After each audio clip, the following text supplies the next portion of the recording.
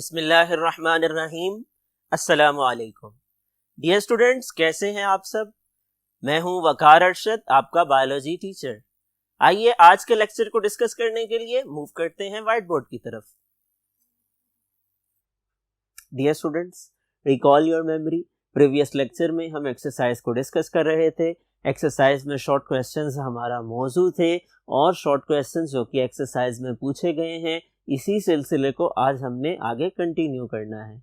Dear students, exercise short questions के बाद जो अगला मरहला है वो टर्म्स टू नो का है और प्रीवियस लेक्चर में हमने 4 टर्म्स टू नो डिस्कस कर ली थी। आज हम 5वीं टर्म से आगाज करने जा रहे हैं। आइए देखते हैं आज की पहली टर्म कौन सी है। The fifth question is alcoholic fermentation. Alcoholic fermentation से क्या मुराद है? Dear students, recall your memory. जब हम फर्मेंटेशन वाले टॉपिक को डिस्कस कर रहे थे, रेस्पिरेशन वाले टॉपिक को इंट्रोडक्शन में पढ़ रहे थे, वहां हमने ये समझा था कि फर्मेंटेशन की 2 किस्में हैं। एक को अल्कोहलिक फर्मेंटेशन कहा जाता है, एक को लैक्टिक एसिड फर्मेंटेशन का नाम दिया जाता है। यहाँ पर पूछा गया है अल्कोहलिक फर्मेंटेशन के बारे में। अल्कोहलिक फर्मेंटेशन क्या है? ये फर्मेंटेशन की एक किस्म है कि जिसके अंदर एंड प्रोडक्ट पायरोविक एसिड की ब्रेक डाउन से वो बनता है एथेनॉल या इथाइल अल्कोहल। इसी वजह से इसको अल्कोहलिक फर्मेंटेशन का नाम दिया जाता है। इसका जवाब आप यूँ लिख सकते हैं, it is an aerobic respiration with the end product of ethanol and carbon dioxide. ये एनएरोबिक रेस्पिरेशन है कि जिसमें एंड प्रोडक्ट एथेनॉल और कार्बन डाइऑक्साइड होती है। डियर स्टूडेंट्स, आप इसमें एक चीज और ऐड कर सकते हैं और वो इक्वेशन है। आप पायरोविक एसिड के साथ एथेनॉल की प्रोडक्शन को इक्वेशन की फॉर्म में मेंशन करके नंबर हासिल करने में कामयाबी हासिल कर सकते हैं। डियर स्टूडेंट्स, इसके बाद अगला सवाल क्या है? क्वेश्चन नंबर 6, आइए देखते हैं। AMP। AMP का क्या मतलब है? Adenosine monophosphate. Recall your memory. Lecture number 2 में हमने डिस्कस किया ATP, the main energy currency of cell वाले लेक्चर में हमने ये पढ़ा था कि एनर्जी ट्रांसफॉर्मेशंस के दौरान जब एनर्जी की ज़रूरत होती है, ATP टूटता है, वाटर से रिएक्शन करता है, उसके फॉस्फेट ग्रुप उससे अलग होते हैं।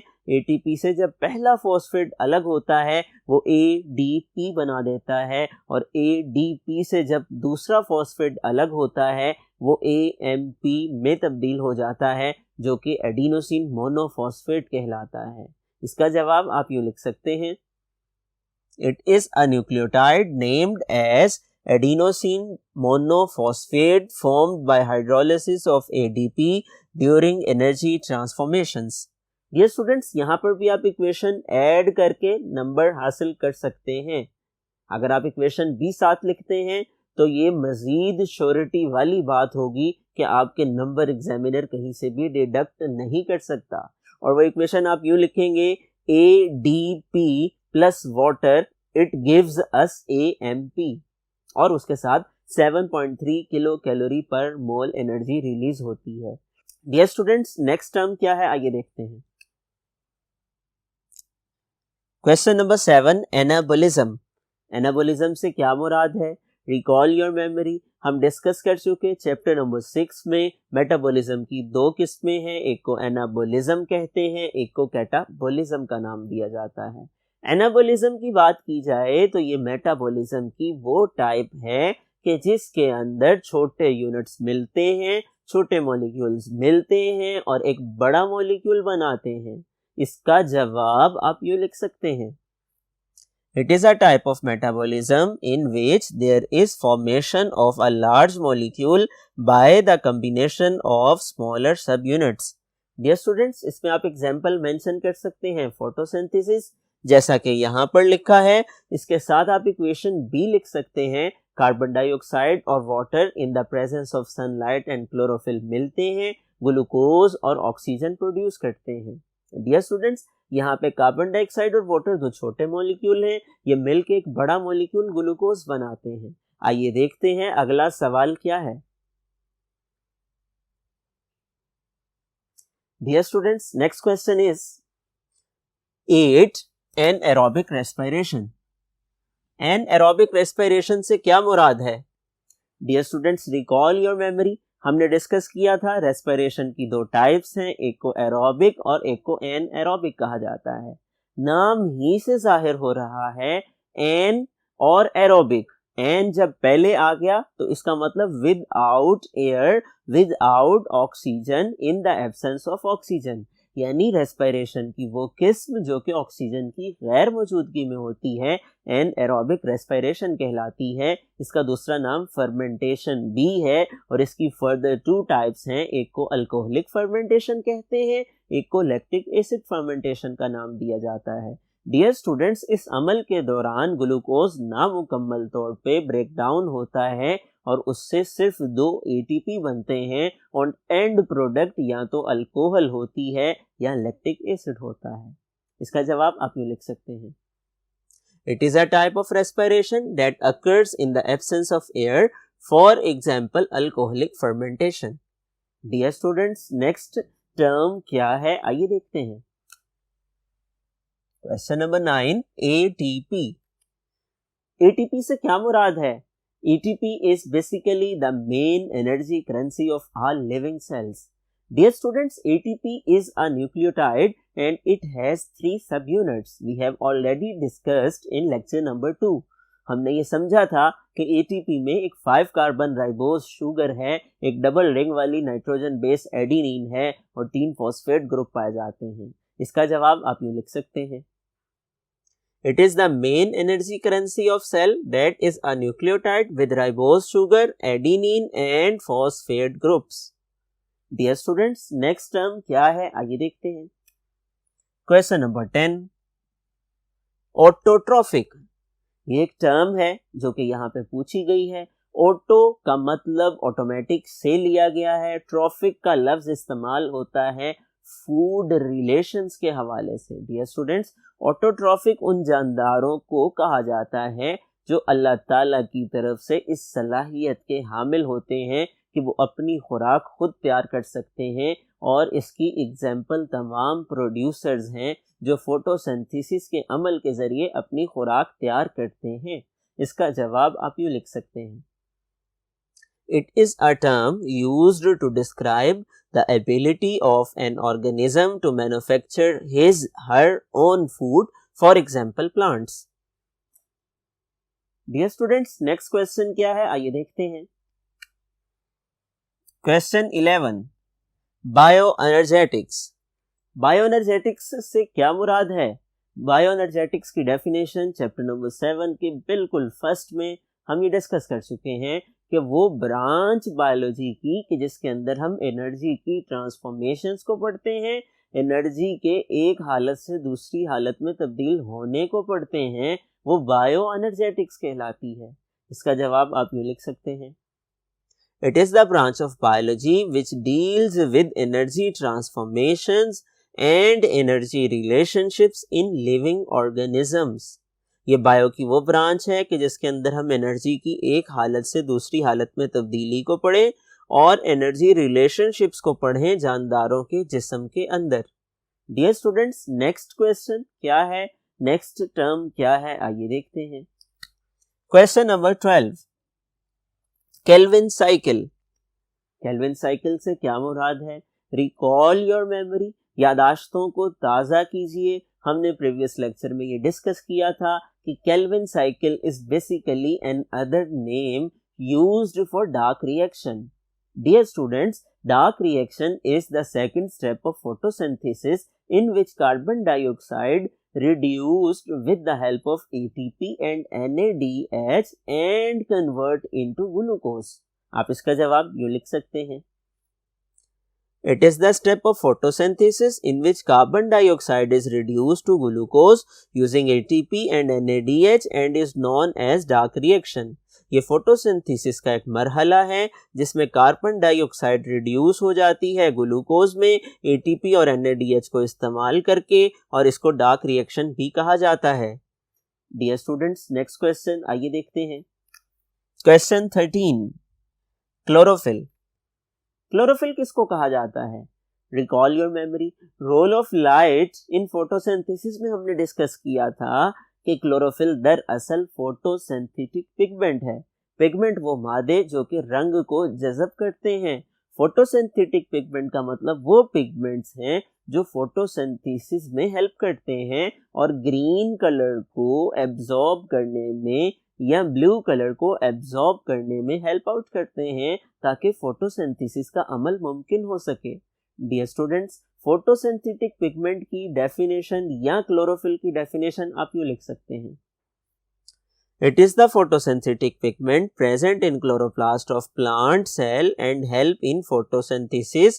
ये photosynthetic pigment है, पौधे के सेल में क्लोरोप्लास्ट के अंदर होता है और photosynthesis में मदद देता है।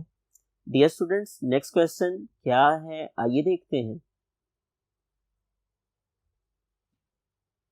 Dear students, next question is question 14। Coenzyme A से क्या मुराद है? Dear students, recall your memory, हमने मैकेनिज्म ऑफ रेस्पिरेशन वाले टॉपिक में ये समझा था कि ये एक ऐसा केमिकल है, ये एक ऐसा कोएंजाइम है जो कैटलिस्ट का काम करता है।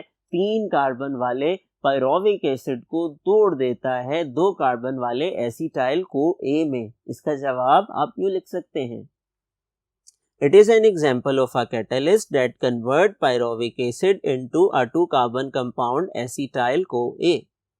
Dear students, next question। Question है 15। इलेक्ट्रॉन ट्रांसपोर्ट चेन से क्या मुराद है? Recall your memory, रेस्पिरेशन के मैकेनिज्म में लास्ट स्टेप हमने पढ़ा था इलेक्ट्रॉन ट्रांसपोर्ट चेन कहलाता है। ये वो मरहला है कि जिसके अंदर क्रेब्स साइकिल में बनने वाले हाई एनर्जी मॉलिक्यूल NADH और FADH2 से इलेक्ट्रॉन निकलते हैं, इलेक्ट्रॉन ट्रांसपोर्ट चेन में मूव करते हैं और ATP प्रोड्यूस करते हैं। इनके टूटने से हाइड्रोजन निकलता है, ऑक्सीजन से मिलकर वाटर बनाता है। इसका जवाब आप यूं लिख सकते हैं, It is the third step of respiration in which electron from NADH and FADH2 moves to release energy। Correct कर लीजिए, रिलीज के लास्ट पर ई आएगा। डियर स्टूडेंट्स, यहाँ पर आप इक्वेशन ऐड ऑन कर सकते हैं जो कि केमिकल इक्वेशन की फॉर्म में मैकेनिज्म ऑफ रेस्पिरेशन वाले लेक्चर में हमने डिस्कस की थी। आइए देखते हैं अगला सवाल। क्वेश्चन है 16। FAD से क्या मुराद है? डियर स्टूडेंट्स, ये ब्लू बॉक्स में दिया गया एक सवाल है जो कि हमने प्रीवियस लेक्चर में डिस्कस किया था।